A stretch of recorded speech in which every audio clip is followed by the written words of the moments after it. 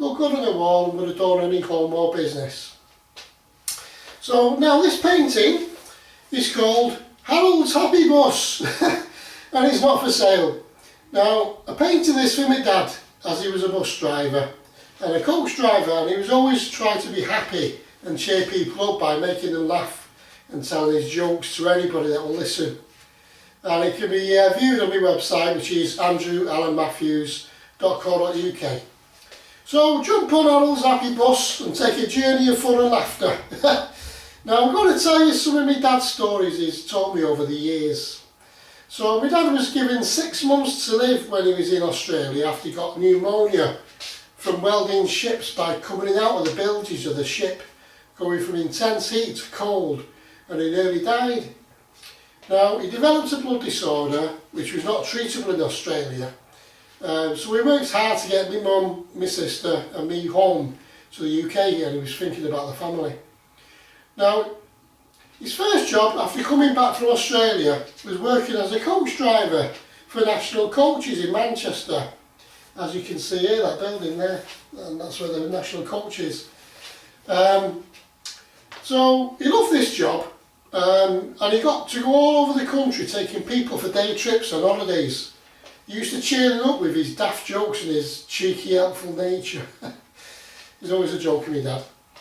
Now, there was one journey, he was on his way back home from London in the middle of the night. It was pitch black in the country when he hit a pheasant in the road. So he stopped his coach and went back to pick up the pheasant and thought, I can have that for me tea. So he put it in his cab and started driving down the road. But all of a sudden the pheasant came to life and started flying up and down the coach, waking up the passengers and causing mayhem. He managed to get the bird off the coach after chasing up and down the coach for a while. Must have been bloody hilarious. I don't think the passengers were too impressed though. Now another time, he was driving through a country village and the road was narrow, and he saw 2 men chatting with a dog and a lead. So all of a sudden the dog moved into the road and my dad flattened it with the coach. Now my dad got out and walked up to the man who was still chatting away. So he was standing there waiting for the man to look at him. Anyway, he saw that all of a sudden the guy turned around and looked at him and said, what do you want? Give him a funny look. My dad said, I'm sorry mate, I just flattened your dog. The company will pay for any costs. The man turned around, he was bloody in hysterics with it. Couldn't believe it. Bloody hell. So there was another time when my dad was with Alec, his best mate, and they had made arrangements for a rendezvous with some Christmas trees in a field. Now they wanted to lob some trees down to sell to a local shop in Moss Side, where we lived. So they had the coach empty on the way back from dropping holiday makers off. I think he was in London or somewhere. Anyway, it's late evening and dark, and they stopped off near the field where the trees were, where they plotted it, and it was full of snow. So Alec, his best mate, we jumped over the stone wall with his saw, and all we had heard was help! And my dad looked over the wall and saw Alec head-high deep in snow, and what they thought were small Christmas trees were actually 30-foot tall spruce trees. It took him ages to get Alec out. Now, I remember when I was, one of the journey that my dad took me on was to go down London, and he stayed overnight, and one of the boarding houses that we was in was, we stayed there. He went to get Kentucky Fried Chicken, one of the memorable times I had with my dad there. And my dad said this place was called Mars, and the National Coaches used to put the men up there when they were in London. And what they used to do is, Ma used to end up putting a bit more on the tab so we could have a pint out at night as well, which is alright. And they also used to go to Dirty Dick's, another pubs there as well in London, and he thoroughly enjoyed the journeys. Now, Alec Gibson, which was my dad's best mate, and he was always in the pubs after work with him. And he used to drink in the Claremont pub in Moss Side, and the Nile Club, and also the Gardener's Arms in Northernmoor, and the Farmer's Arms in Northern, and the Crigglewood Club. So one night in the Nile Club, a black lady with dyed blonde hair was coming on strong to Alec and she exposed herself to him.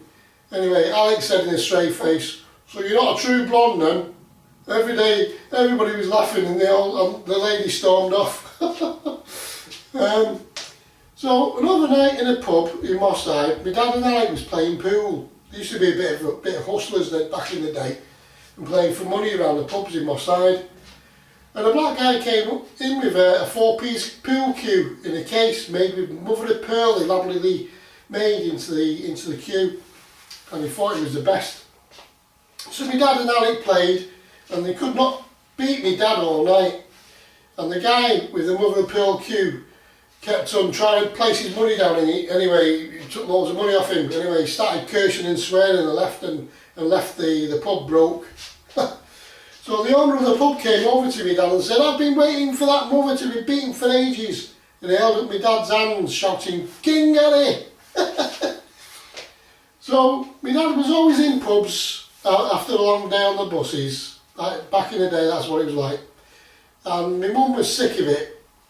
So she walked in the Claremont pub in Moss Side with my dad's tea, which was burnt and crispy with crispy gravy, and slammed it down on the table and said, "You live in a pub, so you might as well eat there as well." All my dad said was, "Have you got any bread to mop the gravy up?" My mum was fuming. Now, another night, my mum and dad went to the Man City Club in Moss Side for a night out after a long day in the buses. My mum was a cleaner, who works in the buses as well. So, my mum was wearing a blonde wig, and as I was walking to the City Club, it was windy and it blew off my mum's head. The wig went spinning in the air and landed in the puddle of water. So, no, my mum being my mum, she picked it up and plopped it back on her head. My dad was in stitches. My mum was not impressed. Now, another night, they were in the Beehive pub in Moss Side after work, and my dad went to the bar and a big black guy sat next to my mum. And my mum said, "You can't sit there, my husband will be back soon." Now, my dad sat down with drinks and the guy opened his jacket shut with a gun in an holster and said, "I'm looking for a guy to kill." My dad made a few jokes and started to have a laugh with the guy, and the guy warmed to my dad, because my dad's that type of character. So my mum and dad drunk up and they drank the drinks quickly and left the pub quickly, got out of the pub and legged it down the road back home. Rough times then. Now, another time is when my dad was on the buses in the country, and he pulled up to a bus stop when he was on the buses, and 2 old Asian guys were trying to get on the bus with a 3-piece ladder. Now my dad said, "Whoa, you can't get on the bus with that." And he said, "It's miles," so the guy said, "It's miles to the next time, what are we going to do?" And so they started panicking and crying. So my dad's good nature turned around and said, "Well, get on the bus then, you're alright." So they let him on the bus. But it was just what a sight it was with a bloody ladder on the bus. Now, another time, a guy was on the bus came on the bus with a parrot in a cage. And my dad was a conductor at the time, and he said, "Yo, you can't get on the bus with that, it'll disturb the other passengers." So the guy started to panic and said, "What have we got to do?" He said, "Well, okay, you can get on the bus, but if it makes a sound, I'll have to charge you half fare." And he said this for a joke. So he gets on the bus anyway. He goes up and down the bus later on, my dad, and walked down the bus to where the guy was. And the guy had the parrot in the cage, and the guy turned out to me and said, "Don't worry mate, it won't make a sound now." And my dad looked at the parrot who was banging about the cage with his big sellotape shut. He only sellotaped the bloody parrot's nose, beak. Now my dad was laughing and said to him, "I was only joking mate." Oh bloody hell. Now, my dad was always making people laugh on the bus, and the bus drivers used to call him Big H. As you can see on there, I've got Big H on there, and Harold's Happy Bus. Now, he had to give up driving and he went to work in the cash room in Princess Road Bus Depot. That's Princess Road Bus Depot there, the old building that's been demolished now. So, he went to work in the cash room there. Now, he was always getting up to mischief, doing practical jokes such as, putting cellophane on the toilet, so when the lads went on it, the bloody piss went all over the place. And started taking ballpoint pens and making practical jokes with all the guys and that. They all loved him.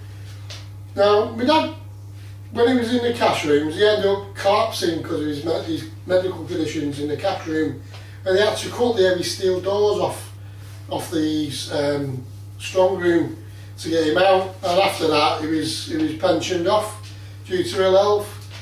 Now, my dad enjoyed his career on the coaches and on the buses, and he lived life to the full. Now, as you can see, this is the painting I've done for my dad, and I'm going to put it up in his room tomorrow. So that's an old GM 1970s bus, and on the front it says Happy Bus and Harold. So, and on the side it says Bright Side of Life, because he's always looking on the bright side of life. And I've called it, this painting, Harold's Happy Bus, with a big H on the international coaches. So that's that, and these are his badges. There are his 2 conductors badges, and that's his driver's badge. And he was very proud of being a bus driver, my dad, because he was able to have a lot of conversations with people and make him laugh and have a joke. My dad's always looks on the bright side of life. He's just one of them characters. But my dad's now, he's in a care home with Alzheimer's and dementia. But he still always looks on the bright side of life, and I don't know how he does it. He really is an inspiration to me. And he makes all the nurses laugh as well, with all his silly jokes, from what I can remember of him. He only knows one silly joke. No, we can't remember the rest of them, but he's forgotten more than he can remember. And he's just one of them characters that you just can't help but smile with. So, like I say, he's in a care home now with Alzheimer's and dementia, but he still always looks on the bright side of life. And he's just brightens up the darkest of places, and he's an inspiration to me. He may not be perfect, but he's no saint, and he's done good things and he's done bad things in his life. So when the big man or woman upstairs says, "Come in number 1," because my dad's number 1, your time is up. You know, hope they're going to take into account his good, happy nature. So I'll always say that he's lived a life full of laughter and love, and try to make amends for any negativity he may have caused to anybody. Now, I know all my dad wants to do is apologise and to say sorry for any bad things he may have done in his life. And so to me, if there's anybody that deserves peace and a second chance, it's my dad, because to me, he's proven to be a kind-hearted man, and to me, he's an everyday superhero to me. And he's been there for me and the family, and has shown his love in more ways than I can ever imagine. So, please show your care and love, and allow me dad peace and happiness when his time comes to drive his happy bus, to drive his happy bus through the open gates of a good place. So, I think my dad is brilliant. He's an inspiration to me, and you know, I just love my dad to bits. Anyway, so I painted this scene by use of my croquis method, painting in the free-flowing style with palette knife, brush and ink to allow the characters to emerge and evolve from the paint in my style. Now, I'll be doing more videos of my paintings with a bit of history of the areas in the paintings, and in my opinion, Manchester is a great place to visit, and we're a friendly bunch of people. So all my paintings and t-shirts are available on sale on my website, which is andrewallenmatthews.co.uk and artgallery.co.uk as well. So check it out. So thanks for watching my video. Be positive guys, and have a good day. Thank you. Bye bye.